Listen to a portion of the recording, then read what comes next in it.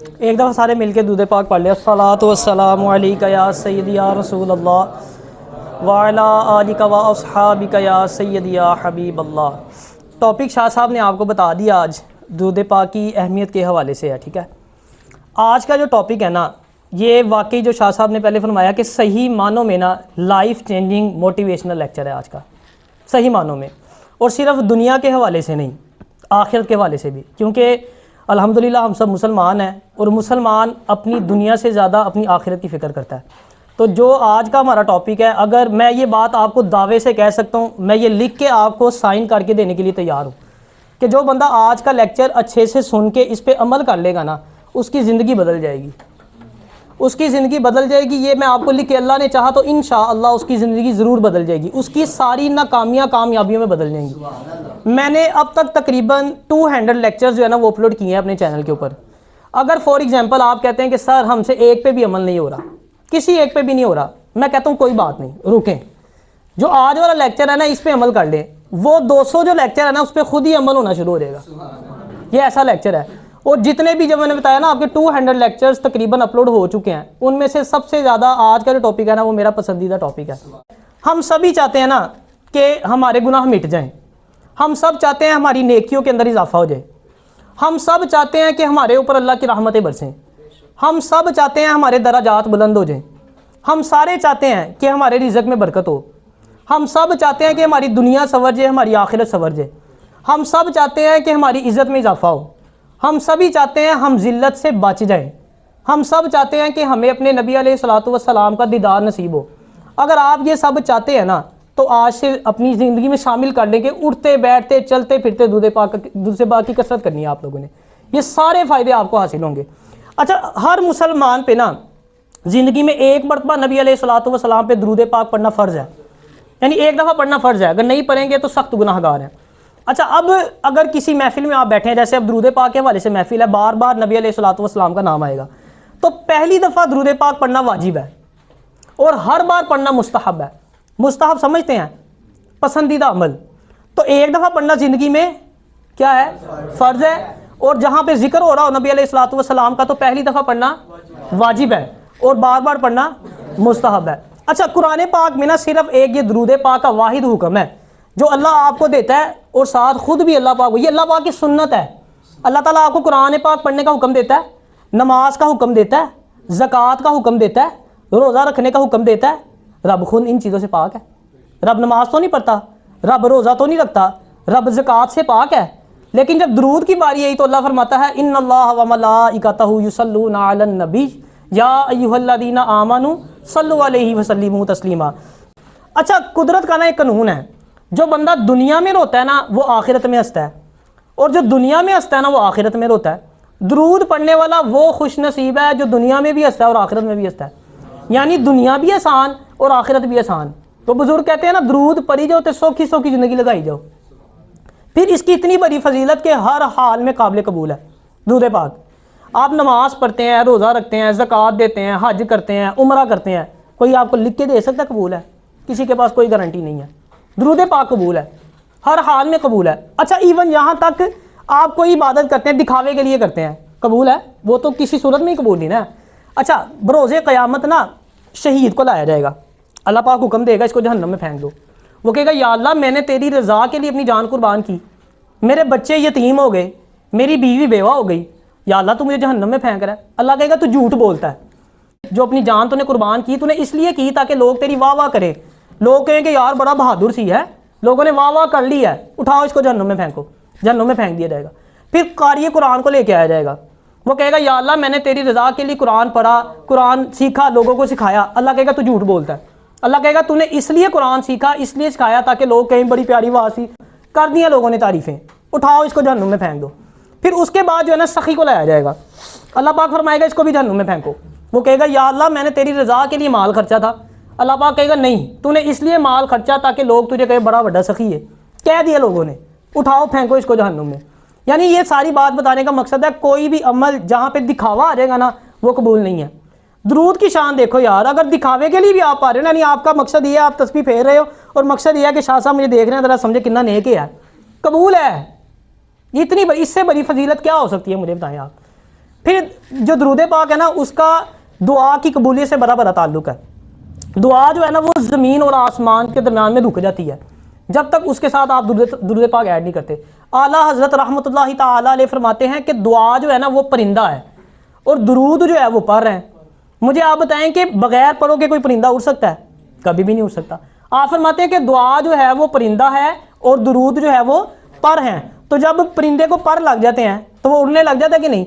फिर दुआ में भी जब दुरूद शामिल हो जाता है ना तो वो रब तक पहुंच जाता है। अदरवाइज आप सल्लल्लाहु ताला अला मुहम्मद सल्लल्लाहु ताला अलैहि वसल्लम। अच्छा, फिर देखें नफली इबादत में सबसे ज़्यादा अफजल दुरूद पाक है। अब यहाँ पे मैं आपको ये भी नसीहत करना चाहूँगा, जब इबादत की रातें आती हैं ना, बड़े नफल पढ़ेंगे, तस्बीहां फेरेंगे, अच्छी बात है, पढ़ने चाहिए, लेकिन मैं आपको ये सजेस्ट करूँगा, पहले हम लोगों में से ना अक्सर लोग बड़ी नमाज़ें कदा करते हैं, बहुत बुरी बात है। नमाज पे मैं बेशुमार आपको लेक्चर्स दे चुका हूँ, नमाज नहीं छोड़नी चाहिए, फिर भी इंसान है बाज़ औक़ात कदा हो जाती है। तो कोशिश किया करें जब भी कोई इबादत की रात आती है ना, कोई शब कदर आती है, शब बारात आती है, तो नवाफिल के बजाय ना अपनी कज़ा नमाज़ें अदा किया करें। फ़र्ज़ पूरे नहीं है तो नफला पीछे बढ़ हो। पहले आपने कदा नमाज़ें पढ़नी है, फिर अगर कोई विरद करना है ना तो कोशिश करें दुरूद पाक की कसरत करें, दुरूद पाक की तस्बीहां पढ़ें। जैसे मैंने बताया ना, कोई भी आप पढ़ रहे हैं, नफल पढ़ रहे हैं, कोई तस्बीह पढ़ रहे हैं, कुछ भी कर रहे हैं, पढ़ना सब कुछ चाहिए, लेकिन वो उसकी गारंटी कोई नहीं कबूल हो रहा कि नहीं हो रहा। लेकिन दुरूद गारंटी है कि कबूल होना है। दिखावे के लिए है तो वो भी कबूल होना है। हाँ, वो अलग बात है कि अगर आप खुशू खुजू के साथ वज़ू करके तो नबी अलैहिस्सलातु वस्सलाम के रोज़े अनवर की तरफ तसव्वुर करके पढ़ते हैं तो सवाब ज़्यादा मिलता है। लेकिन अगर आप दिखावे के लिए भी पढ़ते हैं तो वो ज़ाया नहीं है, वो आपका कबूल होता है। तो इबादत की रातों में क्या करना है, हमने पहले अपनी कज़ा नमाज़ें अदा करनी है, उसके बाद फिर जो है हमने ज़्यादा से ज़्यादा वक्त दुरूद पाक को देना है। हाँ, अगर आपने कोई वजीफ़ा पढ़ना है तो उसके साथ आप ये ऐड कर लें, अव्वल आखिर दुरूद पाक ज़रूर ऐड करें, ताकि वो कबूलियत के दर्जे को जो है ना वो पहुँच जाए। सल्लल्लाहु अलल हबीब सल्लल्लाहु ताला अला मुहम्मद सल्लल्लाहु ताला अलैहि वसल्लम। अच्छा, फिर इसके मल्टीपल बेनिफिट्स हैं।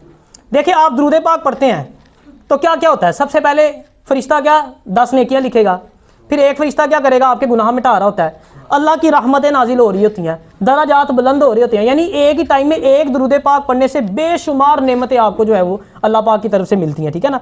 अच्छा, फिर देखिए किस किस तरीके से दुरूद जो है वो नबी अलैहिस्सलातु वस्सलाम की बारगाह में पेश किया जाता है। एक फरिश्ता वो है जो नबी अलैहिस्सलातु वस्सलाम की कब्र अनवर पर अपॉइंटेड है, उसका काम ही ये है कि जो दुरूद पढ़ेगा ना वो दुरूद नबी अलैहिस्सलातु वस्सलाम तक पहुँचाएगा। उसका नाम उसके वालिद साहब का नाम लेके नबी अलैहिस्सलातु वस्सलाम तक पहुँचता है। अच्छा, कुछ जो फरिश्ते हैं वो गश्त कर रहे होते हैं, जब कोई बंदा दुरूद पढ़ता है ना तो वो फ़ौरन से उसका दुरूद पकड़ते हैं, नबी अलैहिस्सलातु वस्सलाम की बारगाह में पहुँचा देते हैं। अच्छा, अब उस फरिश्ते की ताकत देखें आप, ये नहीं कि आप सारा दिन दुरूद पढ़ रहे हैं तो वो पहले सारा दुरूद इकट्ठा करेगा, शाम को उसको टाइम मिलेगा वो तो जाके वो देगा, ऐसा नहीं है। आपने दुरूद पढ़ा है, उसकी इतनी स्पीड है वो फ़ौरन जाता है नबी अलैहिस्सलातु वस्सलाम की बारगाह में पेश कर देता है, फिर वापस आ जाता है। और जो मुसलसल पढ़ रहा है दुरूद पाक पर तस्बीह पढ़ता जा रहा है, वो उसी रफ्तार से आ रहा है जा रहा है। अब आप यहाँ से सोचें कि एक फरिश्ता जो नबी अलैहिस्सलातु वस्सलाम तक दुरूद पहुँचा रहा है उसकी कितनी ताकत है, तो फिर जो फरिश्तों के भी सरदार हैं जिनका मकाम अल्लाह के बाद है उनकी कितनी ताकत होगी। फिर एक जो रिवायत के मुताबिक एक फरिश्ता वो होता है जो आपकी पेशानी के सामने होता है, उसका भी काम ये होता है कि जब आप दुरूद पाक पढ़ते हैं तो आपका दुरूद नबी अलैहिस्सलातु वस्सलाम तक पहुंचा देता है। यानी कितने कितने तरीकों से देके पहुंच रहा है। एक अपॉइंटेड फरिश्ता पहुंचा रहा है, फिर जो सैरो तफरी कर रहे हैं फरिश्ते वो भी पहुंचा रहे हैं, ठीक है। उसके बाद नबी अलैहिस्सलातु वस्सलाम ने फरमाया कि जुम्मा के दिन मैं खुद जो है वो आपका दुरूद पाक समाअत फरमाता हूँ।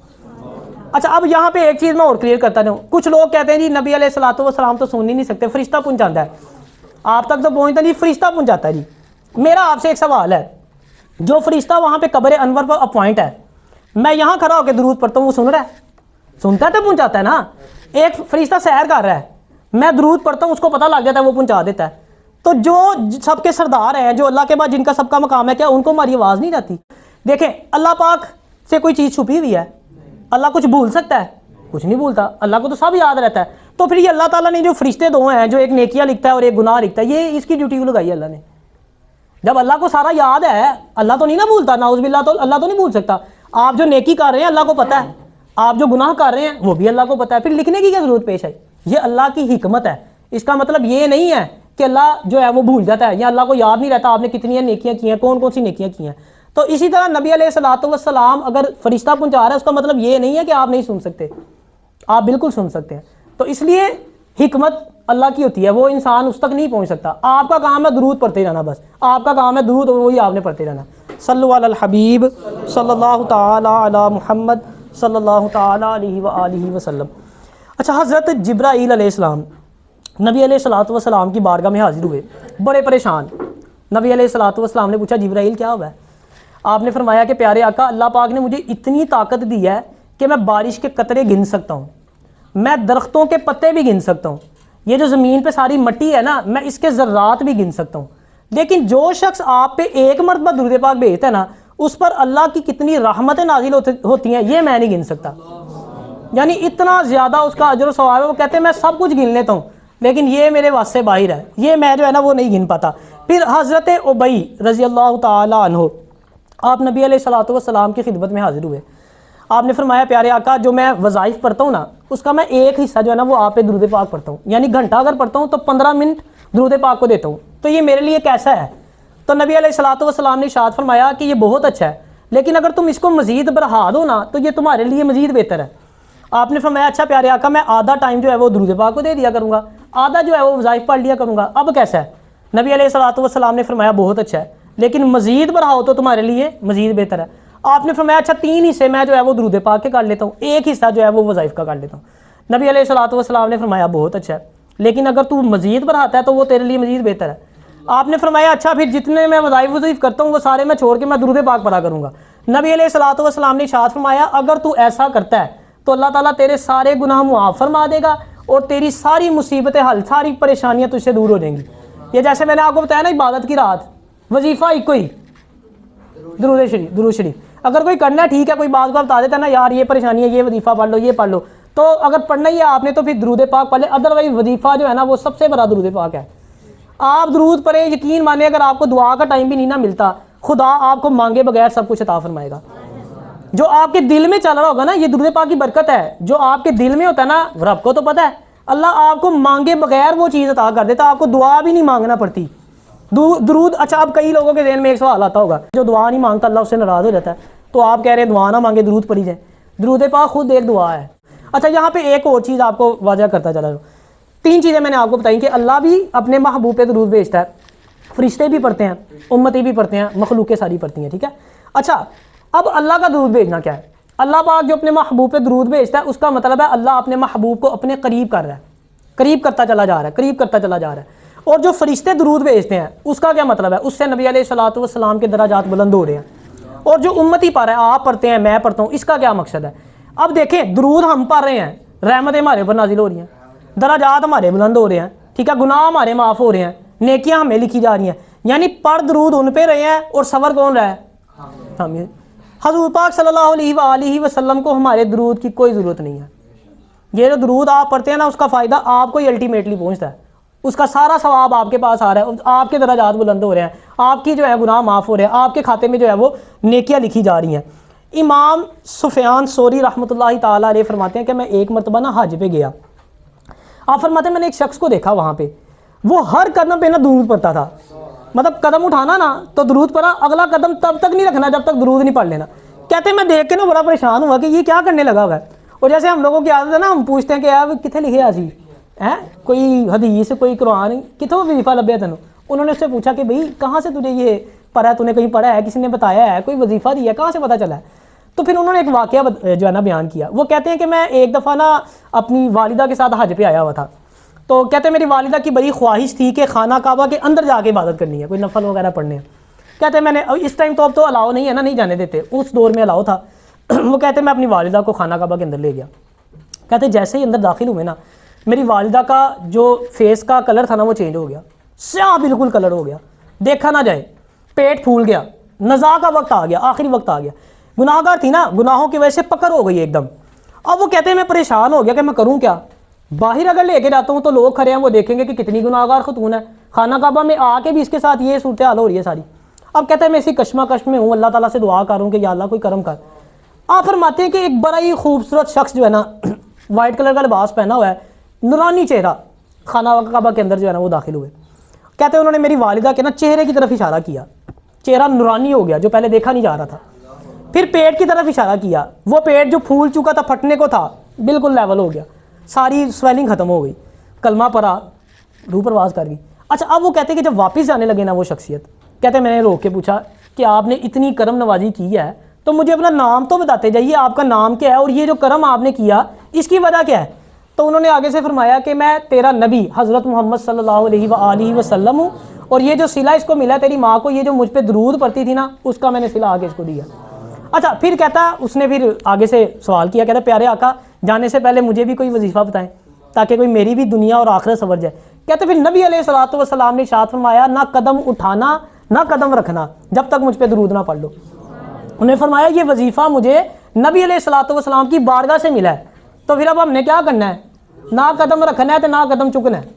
इसका मतलब ये भी है कोई काम नहीं करना जब तक दरूद ना पढ़ लो, हर काम से पहले हर काम के बाद में दरूद पढ़ना है। छड़ दियो जरा कहता है तुसी है तो तुसी वो छड्डो, तादा काम में दरूद पढ़ी है ना। इस पर भी आऊँगा कि अभी कौन जो है ना वो हक पे है तो कौन हक पे नहीं है, कौन कहता है दूध पढ़ो कौन नहीं पढ़ो, उस पर भी एंड पे टॉपिक पे बात करते हैं। अच्छा, मोहम्मद बिन सुलेमान, ये ना एक बुक है दुरूद पाक की, दलाइलुल खैरात।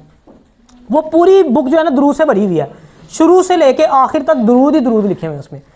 मोहम्मद बिन सुलेमान से ना किसी ने पूछा, उन्होंने कहा कि आपने ये पूरी बुक दरूद पाक पे लिख दी है, आपके जहन में क्या आया, क्या वजह बनी जो आपने सारी बुक ही लिख डाली दरूद पाक पे। आपने फरमाया कि मेरी ज़िंदगी में ना मेरे साथ एक वाक़या हुआ, जब वो वाक़या हुआ ना मेरे साथ तो मैंने उसी टाइम फ़ैसला किया था कि मैं दरूद पाक पे पूरी किताब लिखूंगा। अब वो वाक़या अर्ज़ करते हैं। वो कहते हैं मैं एक दफ़ा जंगल में था, नमाज का वक्त हो गया, वज़ू करके नमाज़ पढ़नी होती है, लेकिन इर्द गिर्द पानी मौजूद नहीं था। अब आपको पता है पहले वो कुछ शरई मसाइल हैं कि 1 मीटर इधर राइट जाओ लेफ्ट जाओ पीछे सारी तरफ पानी तलाश करो, नहीं मिलता तो तयम्मुम करो। अब वो ज़ाहिर बात है पहली शर्त ये है कि आपने पानी तलाश करना होता है, पानी की तलाश में निकल गए। कहते हैं मैं थोड़ा आगे गया ना, मुझे कुआं नज़र आया। वो कुआं एक घर के साथ मुत्तसिल था, मुत्तसिल समझते हैं, जुड़ा हुआ था, घर के साथ जुड़ा हुआ था। उस घर के ऊपर 7 साल की बच्ची ना खेल रही थी। अच्छा, आप फरमाते हैं कि मैं गया, बड़े बड़े आलिम थे आप, और उस दौर में आपके इल्म की धूमें मची हुई थी, आपकी विलायत की धूमें थी मोहम्मद बिन सुलेमान की। आप कहते हैं मैं कुएं के पास पहुंचा ना, तो जब आगे जाके भर के देखा तो ना कुएं में डोल था, बाल्टी बुल्टी, ना ही रस्सी थी। कहते मैं परेशान, अब क्या करूं, पानी तो मिल गया लेकिन ना डोल है ना रस्सी है, पानी निकालना भी तो है ना। बच्ची जो थी ना वो 7 साल की, वो ऊपर खड़ी होकर देख रही थी। अच्छा, वो पहले तो देखती रही, फिर उसने पूछा चाचा आपका क्या नाम है? आपने फरमाया मोहम्मद बिन सुलेमान। आपने कहा वही मोहम्मद बिन सुलेमान जिसकी विलायत की धूमें मची हुई हैं? आपने फरमाया जी मैं वही हूँ। चाचा परेशान क्यों खड़े हो? आपने फरमाया बेटा वजू करना है, ना डोल है ना पानी है, सोच लो पानी कैसे निकालूं। कहती चचा आपकी विलायत की इतनी धूमें मची हैं, आपको ये नहीं पता पानी कैसे निकालते हैं? बच्ची का सवाल, 7 साल की बच्ची है यारो। आपने फरमाया कि बेटा तुम समझी नहीं मेरी बात, मैं कह रहा हूँ डोल और पानी वो रस्सी नहीं है तो मैं किस तरह निकालूंगा, डोल रस्सी होगी तो निकालूंगा ना मैं। अब बच्ची का जवाब सुने, बच्ची कहती चाचा मैं बताती हूँ पानी कैसे निकालते हैं। बच्ची ने उधर छत से ही झुक के ना उस कुएं के अंदर थूक फेंका। आप फरमाते हैं कि मुझे ये चीज़ नहीं समझ आई कि थूक पहले कुएं में गई है, पानी पहले ऊपर आया, इतनी तेज़ी से पानी ऊपर आ गया कुएं से। आप फरमाते हैं मुझे वजू करना ही भूल गया, मैं तो होशोवास बंदे के मुंह में, ये हुआ क्या है? आप फरमाते हैं मैंने उस बच्ची से पूछा कि मैं वजू तो बाद में करूंगा, पहले मुझे ये बता कि 7 साल की उम्र में तुझे ये कमाल कैसे हासिल हुआ? उस बच्ची ने कहा चाचा मेरी उम्र पे ना जाना, इस उम्र में भी मैं कसरत के साथ नबी अलैहिस्सलातु वस्सलाम पे दुरूद पढ़ती हूँ। 7 साल की बच्ची, सल्लल्लाहु ताला अला मुहम्मद सल्लल्लाहु ताला अलैहि वसल्लम। हज़रत उमर फ़ारूक रज़ी अल्लाह ताला अन्हु के दौर में ना एक अमीर शख्स था लेकिन गुनाहगार था। जब उसका आखिरी वक्त आन पहुंचा ना तो उसके साथ भी यही मामला हुआ जैसे पहले मैंने आपको बताया। उसका चेहरा जो है मुतगय्यर हो गया, इतना स्याह हो गया कि कोई पास ही ना रहे, डरने लग गए सब लोग, सब ने उसको छोड़ दिया अकेले। अच्छा, उसकी एक हैबिट थी, नबी अलैहिस्सलातु वस्सलाम पे कसरत से दुरूद पढ़ता था, गुनाहगार था लेकिन दुरूद पढ़ता था। अब उसने जो है वो नबी अलैहिस्सलातु वस्सलाम की बारगाह में अर्ज़ की कि प्यारे आका मैं आपसे बड़ी मोहब्बत करता हूँ, मैं आप पे कसरत से दुरूद पढ़ता हूँ, मेरी मदद फरमाएं। फरमाते हैं कि उधर आसमान से ना एक परिंदा उतरा, उस परिंदे ने ना उसके फेस के ऊपर पार मारा अपना, तो जो चेहरा पहले देखा नहीं ना जा रहा था वो चेहरा इतना नूरानी हो गया, नूर बरसने लग गया उस चेहरे के ऊपर और उसके जिस्म से खुशबू आने लग गई। अच्छा, कलमा पड़ा, डेथ हो गई। उसके बाद लोगों ने वो कफन दफन का सारा इंतज़ाम कर उसको नहलाया, कफन पहनाया। जब कब्र में रखा ना उसको तो कहते गैब से आवाज़ आई कि हमने इसको कब्र में पहुँचने से पहले किफ़ायत की, और जो ये दरूद पढ़ता था नबी अलैहिस्सलातु वस्सलाम पे, उस दरूद ने इसको कब्र से उठा के जन्नत में पहुँचा दिया। अच्छा, फिर इधर भी बात ना ख़त्म हुई, रात हो गई, लोग सो गए, किसी के ख्वाब में आया वो, उसने ख्वाब में क्या देखा कि वही शख्स ज़मीन और आसमान के दरमियान चल रहा है और पढ़ रहा है इन्नल्लाह व मलाइकतहु युसल्लूना अलन नबी या अय्युहल्लज़ीना आमनू सल्लु अलैहि वसल्लिमू तस्लीमा। ये देखें दुरूद पाक की बरकत है। यानी जितना भी गुनाहगार है बंदा, लेकिन एंड पे दुरूद का जब सिला ऐड होता है ना बीच में, तो सारी चीज़ें एक साइड पे हो जाती हैं, दुरूद का वज़न एक साइड पे हो जाता है, मीज़ान का पलड़ा जो है ना वो भारी हो जाता है। सल्लु अलल हबीब सल्लल्लाहु ताला अला मुहम्मद सल्लल्लाहु ताला अलैहि व आलिहि वसल्लम। शेख अब्दुल हक मुहद्दिस देहलवी रहमतुल्लाहि ताला अलैह, आप ना एक बुक है उसका नाम है जज़्बुल क़ुलूब, उसमें एक वाक़या जो है ना वो लिखते हैं। आप फरमाते हैं एक शख्स ना मकरूज़ था, उसके ऊपर 3000 दिनार का कर्जा था। उस शख्स के ऊपर दोस्त से कर्जा लिया, कारोबार करना था। अच्छा, कारोबार ना चल सका, जो 3000 लिया हुआ था ना वो डूब गया, बाकी जो कारोबार में पहले पैसा लगाया था वो भी सारा इन शॉर्ट के सब कुछ, उसके बाद कुछ भी ना बचा, दिवालिया हो गया। अब वो जो वक्त मुकर्रर हुआ था कर्जा वापस भी तो करना था ना, कर्जा लेने वाला दोस्त पहुंच गया, उसने कहा जी कर्जा वापस करें। उसने कहा ये मेरे साथ मामला हुआ है तो मेरे पास पैसे तो नहीं है, मुझे थोड़ा वक्त दे दो। थोड़ा वक्त दे दिया गया। अब जब टाइम फिर आया, फिर वो गया, फिर ना पैसे मिले। 2-3 दफ़ा जैसे अगेन एंड अगेन ऐसा हुआ ना, उसने जाके कोर्ट में मुकदमा कर दिया। अब काजी ने उसको बुला लिया, काजी ने उसको पूछा भाई पैसे क्यों नहीं वापस करता। उसने कहा मैं पैसे वापस देना चाहता हूँ, लेकिन मेरा कारोबार ही सारा डूब गया, मेरे पास है ही नहीं, मैं कैसे दूँ, मैं दे दूँगा जब होंगे, मुझे थोड़ा वक्त दें। काजी ने उसे कहा जी 1 महीना तेरे पास, 1 महीने में अगर तूने पैसे वापस कर दिए तो ठीक है, अदरवाइज़ तुझे कैद में डाल दिया जाएगा। ठीक है जी, घर आ गया। लेकिन उसने किसी से सुन रखा था कि दुरूद पढ़ने से ना सारी मुश्किलात हल हो जाती हैं। वो होते कुछ कर नहीं सकता सी, कारोबार भी नहीं सी, उन्हें जनाब तस्वीर फेरना शुरू करती। दुरूद पढ़ रहा है 5 दिन 10 दिन 15 दिन 20 दिन 25 दिन, 26वीं रात आई ना, जब 27वीं रात जब आई, जब सोया ना तो उसको ख्वाब में ना आवाज़ आई कि तुम परेशान ना हो, तुम्हारा कर्जा उतार दिया जाएगा, तुम्हारी जो मुश्किल है ना वो हल कर दी जाएगी। जब सुबह उठा ना तो बड़ा अपने आप को कंफर्टेबल फील कर रहा है कि यार मसला हल हो जाएगा। लेकिन एकदम ना ज़हन में ख्याल आया कि यार आवाज़ से तो मसला हल नहीं ना होना, कर्जा तो पैसे ना उतरना है, पैसे चाहिए ने। अच्छा, फिर अब करता क्या, दुरूद पढ़ना मैं बताया, उसके बाद और कोई हाल नहीं था, दुरूद पढ़ी जा रहा है। 28वीं रात सोया जब। अच्छा, अब खुद तो सो गया लेकिन किस्मत जाग गई। नबी अलैहिस्सलातु वस्सलाम खुद ख्वाब में आ गए। नबी अलैहिस्सलातु वस्सलाम ने साथ फरमाया कि अली बिन ईसा वज़ीर थे कोई, कि उसके पास जाओ, उससे जाके ये सारी सूरत हाल बताओ, वो तुम्हें पैसे दे देगा, तुम जाके अपना कर्जा उतार लेना। अच्छा, सुबह उठा, फिर बड़ा खुश, वही मसला हल हो गया, पैसे का भी इंतजाम हो गया। लेकिन फिर ज़हन में ख्याल आया कि यार अगर उसने मुझसे कोई सबूत मांग लिया, वो भी तो पूछेगा ना भाई मैं कैसे मान लूँ कि तुम्हारे ख्वाब में नबी अलैहिस्सलातु वस्सलाम आया, कोई सबूत भी तो दो ना। तो फिर परेशान, अब फिर दुरूद पढ़, मैंने कहा हल कोई नहीं, दुरूद पढ़ना शुरू कर दिया फिर दोबारा। अच्छा, फिर सोया। अब सुबह आखिरी दिन था, ठीक है ना, सुबह जो है वो अदालत में पेश होना था। फिर नबी अलैहिस्सलातु वस्सलाम फिर ख्वाब में आ गए। आपने फरमाया गए नहीं, कहता प्यारे आका सबूत मांग लिया तो फिर क्या दूंगा उसको सबूत, मेरे पास तो कोई सबूत नहीं है। आपने फरमाया उसे जाके कहना कि तुम रोज़ाना सुबह फजर की नमाज से पहले ना 5000 दफ़ा मुझ पर दुरूद पढ़ते हो, और तब तक किसी से बात नहीं करते जब तक 5000 दफ़ा पढ़ ना लो। और ये बात तुम या अल्लाह जानता है या अल्लाह के हुक्म से मैं जानता हूँ, अल्लाह की अता से मैं जानता हूँ, तो उसे ये जाके बता देना, वो तुम्हें पैसे दे देगा। पहुँच गया दरबार में, वज़ीर बैठा था, इर्द गिर्द लोग बैठे थे। उसने कहा जी मेरे काम है आपसे बात करनी है। उठ के आ गया, दसो जी की गल करनी है। उसने सारा बताया इस तरह। उसने कहा वही बात कि सबूत क्या है आपके पास कि नबी अलैहिस्सलातु वस्सलाम आपके ख्वाब में आया। उसने फिर बताया कि नबी अलैहिस्सलातु वस्सलाम ने मुझे बताया कि आप सुबह फजर के वक्त ना 5000 दफ़ा वो दुरूद पाक पढ़ते हैं, और ये बात सिर्फ अल्लाह को पता है या आपको पता है या अल्लाह की अता से नबी अलैहिस्सलातु वस्सलाम जानते हैं। बड़ा खुश हुआ क्योंकि उसको पता था इसके अलावा कोई भी नहीं जानता। उसने कहा बिल्कुल सही, नबी अलैहिस्सलातु वस्सलाम ने हक फरमाया। बड़ा खुश, देखे ना, जिसका दुरूद नबी अलैहिस्सलातु वस्सलाम कबूल कर लें और जिसके पास आप भेजें उसकी खुशकिस्मती की इंतहा ही नहीं है, वो तो फूले ना समाए। वो अंदर गया जनाब, उसने ला के 3000 दिनार उसके हाथ में रखे। अच्छा, यहाँ पे भी ना रुका, उसने कहा ये 3 वो हैं जो आपने कर्जा उतारना है, ये 3 और लें। ये 3 इसलिए हैं कि आपने आके इतनी अच्छी मुझे खबर सुनाई है। अच्छा, फिर ये 3 और लें, इससे आपने जाके प्रॉपर अपना कारोबार शुरू करना है। और अच्छा, यहाँ पे भी नहीं रुका, उसने कहा ये पैसे उसके अलावा आपको कभी ज़िंदगी में कोई ज़रूरत पड़े, क्योंकि ये अब हमारा ताल्लुक बन गया और बीच में वसीला कौन है, नबी अलैहिस्सलातु वस्सलाम, तो ये वसीला नहीं टूटना चाहिए। उसने कहा ये रब्त कायम रहना चाहिए, जब भी आपको कोई परेशानी हो आपने मेरे पास आना करना है। अच्छा, अब वो आखिरी दिन था, मैंने बताया उसने अदालत में पेश होना था। अब जनाब अदालत में पेश हुआ जब जाके, अब सारों का माइंड ये था कि वो आएगा, पैसे नहीं होंगे, कैद हो जाएगी। वो आगे उसने 3000 दिनार जनाब जज साहब के सामने रख दी, काजी के सामने रख दी। काजी हैरान, पूरी अदालत हैरान। काजी ने पूछा तुम तो कहते थे मेरा कारोबार ठप हो गया, मेरे पास कुछ है नहीं, अब इतने सारे पैसे तुम्हारे पास कहाँ से आ गए। अब उसने पूरी भरी अदालत में ना सारा वाक़या सुनाया। अब वो अच्छे वक्त भले वक्त वो जज भी आशिक रसूल था। उसने कहा ले तो फिर मैं क्यों पीछे रहूँ, मैं भी सवाब कमाऊंगा। वो अपने रूम में गया, 3000 दिनार उसने निकाल के उसके हाथ पकड़ा दिए। उसने कहा ये ले, इससे कर्जा उतारे। अच्छा फिर मज़ेदार बात, जिसने मुकदमा किया था दोस्त, वो भी आशिक रसूल था। उन्हें कहा मैं क्यों पीछे रहूँ, मुझे कागज़ पकड़ाए, मैं भी लिखूँ मैंने कर्जा मुआफ़ किया। अब देखें वो मकरूज़ आशिक रसूल दुरूद पढ़ने वाला, पहले 3000 का मकरूज़ था, अब कितने दिनार हो गए, 9 उधर से लिए 3 थे, 12000 दिनार का मालिक बन गया। किसकी बरकत से? यानी दुरूद पढ़ने से सारी मुश्किलात आसान हो जाती हैं। तो इसलिए दुरूद पाक को अपनी ज़िंदगी में शामिल करना है। एक दफ़ा मिलके सल्लु अलल हबीब सल्लल्लाहु ताला अला मुहम्मद सल्लल्लाहु ताला अलैहि व आलिहि वसल्लम। अल्लामा इकबाल रहमतुल्लाहि ताला अलैह, आपसे ना किसी ने आपकी कामयाबी का राज पूछा कि आप शायर मशरिक बन गए हैं, आपकी शेर व शायरी में इतनी तसीर, पढ़ता है बंदा रोना आ जाता है, किस तरह कामयाबी मिली? आपने फरमाया मैंने सारे काम छोड़ के ना 1 करोड़ दफ़ा नबी अलैहिस्सलातु वस्सलाम पे दुरूद पढ़ा।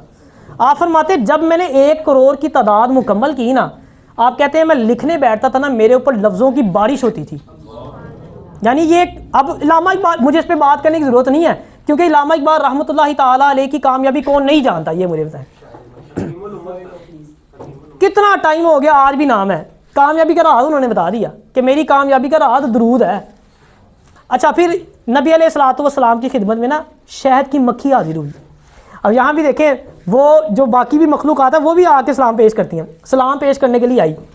नबी अलैहिस्सलातु वस्सलाम ने पूछा कि तुम्हारा शहद मीठा कैसे हो जाता है?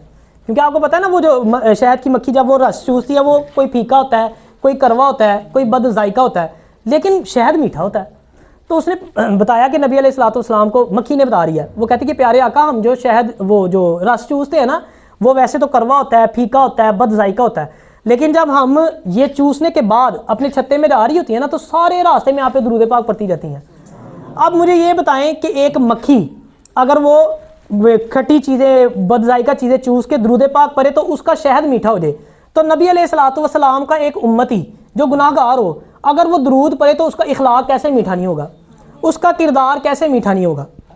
तो अपनी ज़िंदगी में दुरूद पाक को शामिल करना है हमने। बरोज़े क़यामत ना, आपको पता है नफ्सा नफ्सी का आलम होगा, हर बंदे को अपनी पड़ी होगी। सूरज इतना ज़्यादा नीचे आ जाएगा कि लोग अपने ही पसीने के अंदर डूब रहे होंगे, पूरा पूरा अंदर डूब चुके होंगे अपने पसीने में। ज़ुबान जो है वो आपकी बाहर लटक रही होगी, यानी इतना जो है वो खौफनाक मंजर होगा। उस मंजर में, इस सारी सूरत हाल में कौन बंदा अमन में होगा?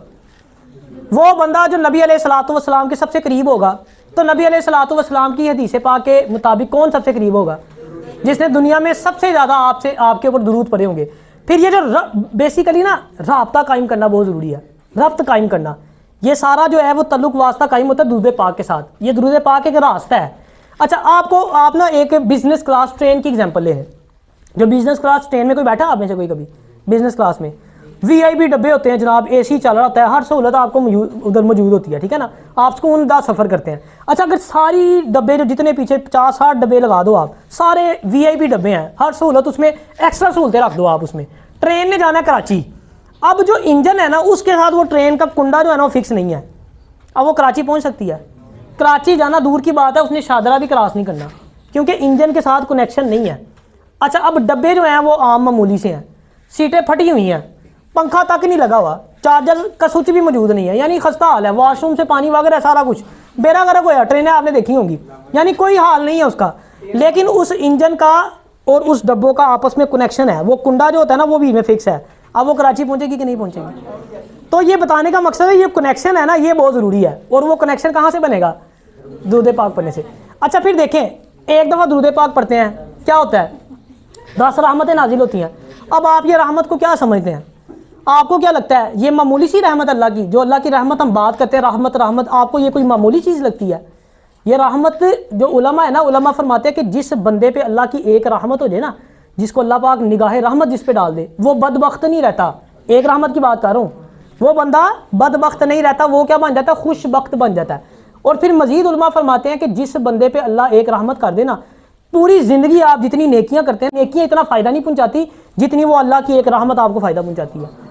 यानी अगर एक बंदा जो अक्लमंद है ना, अगर उसको दुनिया जहान की सारी चीज़ें दे दी जाए, ये लो ये पकड़ो, एक तरफ अल्लाह की एक रहमत है, तो वो जो अक्लमंद होगा ना वो अल्लाह की रहमत को चूज़ करेगा। यानी सारी ज़िंदगी की नेकियां एक साइड पे हैं और अल्लाह की जो रहमत एक, मैं बार बार एक बोल रहा हूँ, वो एक तरफ है। और दुरूद पढ़ने से कितनी मिलती हैं? तो जरा पढ़ी जा रहे उन्होंने कोई हिसाब ही नहीं। अच्छा फिर आगे आए, 10 दराजात बुलंद होते हैं। आपको क्या लगता है दर्जा यहाँ से लेके वो दरवाजे तक है? ज़मीनों आसमान के दरमियान जितना फासला है ना उतना एक दर्जा है।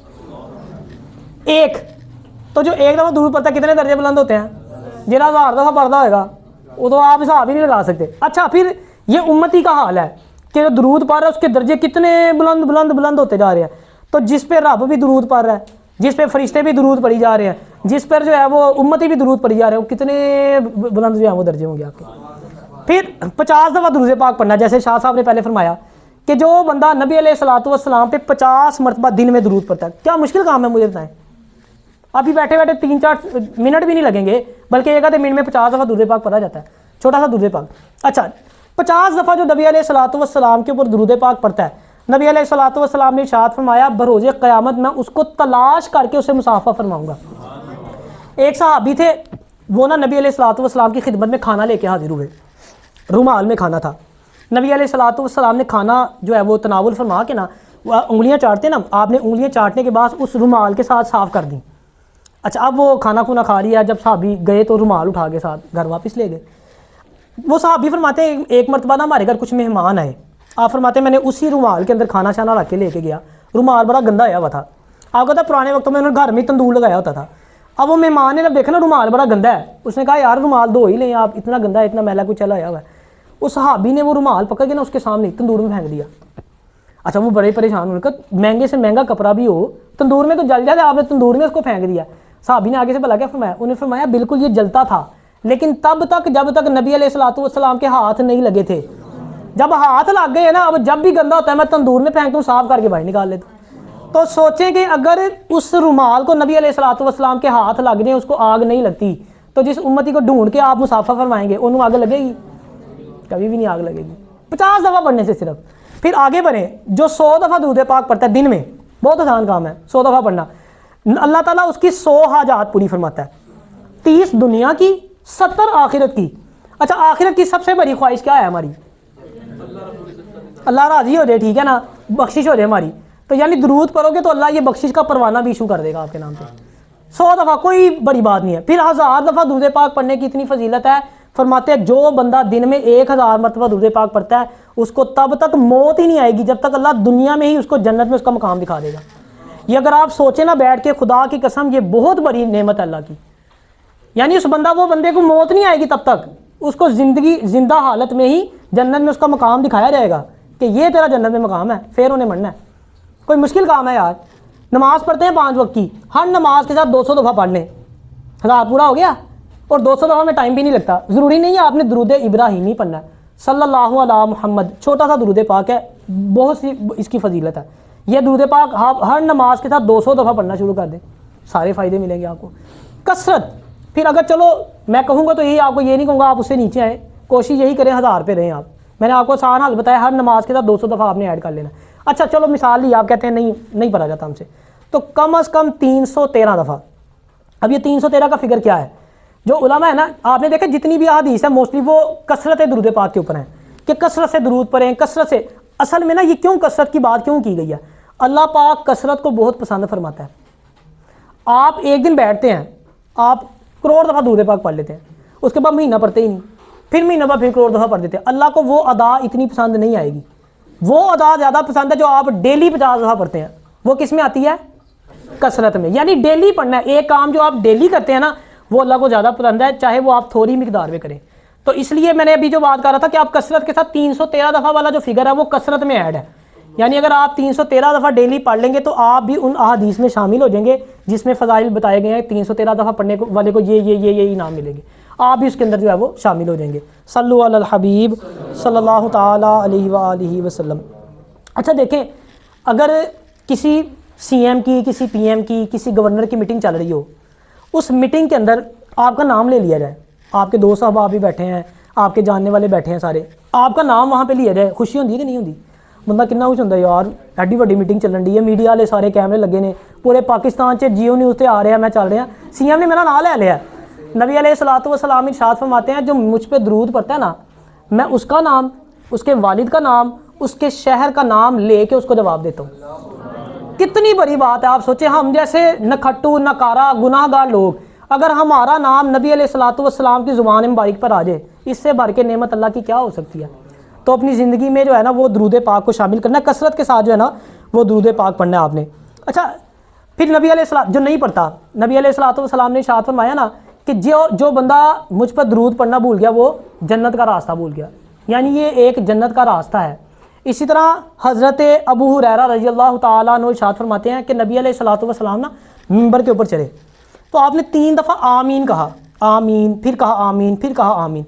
उससे पहले ऐसा कभी वाक़या नहीं हुआ था, नबी अलैहिस्सलाम ने ऐसा कभी नहीं किया। साहबा ज़रा थोड़े हैरान हुए, पूछा प्यारे आका आपने पहले इस तरह कभी 3 दफ़ा आमीन नहीं कहा, तो क्या वजह बनी? तो नबी अलैहिस्सलाम ने इरशाद फरमाया कि जिब्राइल ने आके ना दुआ की एक कि प्यारे आका जो शख्स आप पे दरूद ना पढ़े अल्लाह ताला उसका जो नाक है ना वो खाक में मिला दे। तो इस पे नबी अलैहिस्सलाम ने 3 दफ़ा फरमाया आमीन आमीन आमीन। हर दर्द की दवा है सल्ले अला मुहम्मद, तावीज़ हर बला है सल्ले अला मुहम्मद। जो दरूद है ना ये बेसिकली एक रास्ता है। देखें आप किसी भी रास्ते पे चलते हैं ना, किसी मंजिल पे पहुंचते हैं ना, ऐसा तो नहीं होता चली जा रहे हैं कहीं नहीं पहुंचेंगे, किसी ना किसी मंजिल पे ज़रूर पहुंचते हैं। तो दरूद वो रास्ता है जो आपको सीधा नबी अलैहिस्सलाम की बारगाह में पहुंचा देता है, यानी ये वो रास्ता है। आप दरूद पढ़ते रहेंगे, आप नबी अलैहिस्सलाम के बिल्कुल क्लोज से क्लोज होते रहेंगे। दुनिया की सबसे अच्छी मसरूफियत क्या है? दरूद शरीफ पढ़ना। खुद को मसरूफ़ करना है ना, कोई काम समझ में नहीं आ रहा, कुछ नहीं, बोर हो रहे हैं, यार दरूद पढ़ो। फिर दरूद पाक पढ़ने वाले को ना सिर्फ खुद फ़ायदा पहुंचता है, उसको खुद भी फ़ायदा पहुंचता है, उसकी औलाद की औलाद तक इसका फल जाता है दरूद पाक पढ़ने वाले के। और फिर देखिए आज का दौर जो है ना वो वैसे ही फ़िरका वारियत का दौर है। हर कोई कहता है मैं ठीक हूँ वो गलत है, एक कहता तू काफिर है, दूसरा कहता नहीं मैं मुसलमान हूँ तू काफिर है। अब 2 चीज़ें हैं, एक तो हमने देखना रास्ता कौन सा ठीक है, दूसरा हमने देखना है कि कौन बंदा ठीक है जिसके पीछे जाना है। मैं किसी फ़िरके का नाम भी नहीं लूँगा, आपको न्यूट्रल बात करूँगा।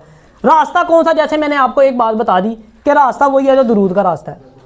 जो बंदा दरूद पढ़ता है वो कहाँ तक पहुँच जाता है? जन्नत तक पहुँच जाता है, नबी अलैहिस्सलाम तक पहुँचता है। जो नबी अलैहिस्सलाम तक पहुँचता है वो कहाँ पहुँचता है? वो नबी अल्लाह तक पहुँचता है। जो अल्लाह तक पहुँच गया वो कहाँ पहुँच गया? जन्नत में पहुँच गया। यानी रास्ता कौन सा बनाना है? पहली बात दरूद, यानी दरूद पढ़ना शुरू कर देना। पहले मेरा बताने का मकसद ये है, दरूद एक ऐसी इबादत है कि दरूद पढ़ने वाला हमेशा सिराते मुस्तकीम पे रहता है। अगर एक बंदा भटका हुआ है ना, उसको कुछ समझ नहीं आ रही, मैं कहाँ जाऊँ, मैं क्या करूँ, गुनाहों में है, वो दरूद पढ़ना। जैसे मैंने आपको लेक्चर शुरू करने से पहले एक बात कही थी कि आप 200 लेक्चर साइड पे कर दे, आप पे नहीं अमल हो रहा ना, उस पर एक पे भी अमल नहीं हो रहा, आप रुक जाए, आज वाले पे अमल करें। मैंने क्यों बात की थी, मैं इसको उससे लिंक कर रहा हूँ, वो मैंने इसी वजह से की थी कि जब आप ये करने लग जाएंगे ना बाकी पे अमल खुद ही होना शुरू हो जाना है। अल्लाह ताला नेकी की हिदायत दे देता है दरूद पढ़ने वाले को, दरूद पढ़ने वाला सीधे रास्ते पे चलना शुरू कर देता है। अच्छा, अब बात वही आ जाती है कि लगना किसके पीछे है। मैं नहीं कहता आप सुन्नी के पीछे जाएं, मैं नहीं कहता आप वहाबी के पीछे जाएं, मैं नहीं कहता आप शिया के पीछे जाएं, मैं आपको कहता हूँ आप उसके पीछे जाएं जिसके दिल में अल्लाह और अल्लाह के रसूल की मोहब्बत है। मैं कहता हूँ आप उसके पीछे जाएं जिसकी ज़ुबान पे हर वक्त दरूद पाक रहता है, आप उसके पीछे जाएं। एक बात हमेशा याद रखिएगा, अल्लाह पाक अपने महबूब की मोहब्बत कभी भी नापाक दिल में नहीं डालता। कभी भी अल्लाह पाक किसी नापाक जुबान पे अपने महबूब का जिक्र जारी नहीं करता। मैंने कहा ना, मैं नहीं कहता आप किसके पीछे जाएं, आप देखें जिसकी जुबान पे दरूद है। जैसे अब ये देखें, अब आप कहते हैं कि जी दलील क्या है जी, मैं दलील भी आपको दे देता हूँ। नबी अलैहिस्सलाम की हदीस है कि मेरी कौम 73 फ़िरकों में तकसीम होगी। आपने फरमाया एक फ़िरका जन्नत में जाएगा। मैं उसकी बात ही नहीं करता कि कौन सा फ़िरका जन्नत में जाएगा, क्योंकि इख्तलाफ है, हर कोई कहता है वो हम है, शिया कहता है हम है, सुन्नी कहता है हम है, देवबंदी कहता है हम है, वहाबी सारे कहते हैं हम है, यानी हर एक का इख्तलाफ है। वो कहने जरा एक फ़िरका क्या है ना वो असियाँ। मैं ये बात ही नहीं करता कि मैं हूँ आप हैं कौन है। मैं कहता हूँ कि जो बंदा जैसे 73 फ़िरकों में किसने जाना है, एक फ़िरके ने जन्नत, यानी ये तो तय हो गया ना जाना एक नहीं है जन्नत के अंदर। अच्छा, अब वो अमल कौन सा है जो करके बंदा जन्नत में जाएगा? यानी जन्नत में तो वही जाएगा ना जो नबी अलैहिस्सलाम के करीब होगा। तो करीब किसने होना है? जिसने ज़्यादा दरूद पढ़े होंगे। यानी अल्टीमेटली बात आ गई वहीं पे, जिसने ज़्यादा दरूद पढ़े होंगे उन्हें ही हकते चलना है, तो उन्हें आगे जाके नबी अलैहिस्सलाम से निस्बत बननी है और उसी जन्नत में जाना है। अब ये चीज़ आपको सुन्नी में नजर आ जाए उसके पीछे लग जाए, ये चीज़ आपको वहाबी में नजर आ जाए उसके पीछे लग जाए, ये चीज़ आपको शिया में नजर आ जाए उसके पीछे लग जाए। मैंने कहा ना, मैं किसी फ़िरके का नाम नहीं लेता, आप इधर जाएं आप उधर जाएं, जिसमें आपको ये चीज़ नजर आती है। मैंने आपको पहले बात की थी, अकल अल्लाह ने आपको दी है, मत सुने किसी की। जो जुबान नापाक है उस पर रब अपने महबूब का जिक्र जारी नहीं करता। यानी दलील क्या है? दरूद है। जो दरूद पढ़ता है जो भी है, मैंने कहा आपको जिसमें ये चीज़ नजर आती है उसके पीछे टूट पो, चलो वो बंदा कभी गुमराह नहीं है, उन्हें रास्ते से ही जाना, सीधा ही जाना, सीधा जन्नत से जाना है। अच्छा, फिर आखिरी बात कह के जो है वो बात को ख़त्म करूँगा। दरूद पाक जो है ना वो इतनी बेहतरीन इबादत है कहते हैं जब बंदा एक दफ़ा दरूद पाक पढ़ता है ना, वो दरूद जब निकलता है ना, वो दुनिया का कोई ऐसा मैदान नहीं है, कोई ऐसा दरिया नहीं है जहाँ से वो गुजर के ना जाता हो। अच्छा, वो गुजरता जाता है और साथ साथ ना पुकारता जाता है। क्या पुकारता है? कि मैं फ़लाँ बिन फ़लाँ का दरूद हूँ, जो उसने नबी अलैहिस्सलातु वस्सलाम पे पढ़ा है। अच्छा, अब वो जहाँ से गुजरता जा रहा है ना, जो जो चीज़ें रास्ते में आ रही हैं वो सारी क्या करती हैं? वो दरूद पढ़ने वाले पे दरूद पढ़ती हैं। अच्छा, फिर यहाँ पे भी ख़त्म नहीं होता, फिर अल्लाह पाक उस दरूद से ना एक परिंदा पैदा फरमाता है। उसके 70,000 बाजू होते हैं, 70,000 बाजुओं में 70,000 पर, 70,000 परों में 70,000 सर, 70,000 सरों के अंदर 70,000 चेहरे, 70,000 चेहरों में 70,000 मुंह, 70,000 मुंह में 70,000 जुबानें, और 70,000 जो वो जुबानें हैं ना, वो डिफरेंट लैंग्वेजेस के अंदर अल्लाह का जिक्र करती हैं, जिसका सवाब किसके खाते में लिखा जाता है? दरूद पढ़ने वाले के खाते में लिखा जाता है। तो आज से यहाँ से आपने फैसला करके उठना है कि अपनी ज़िंदगी में दरूद को शामिल कर लेना। अल्लाह ताला हमें अमल की तौफीक अता फरमाए।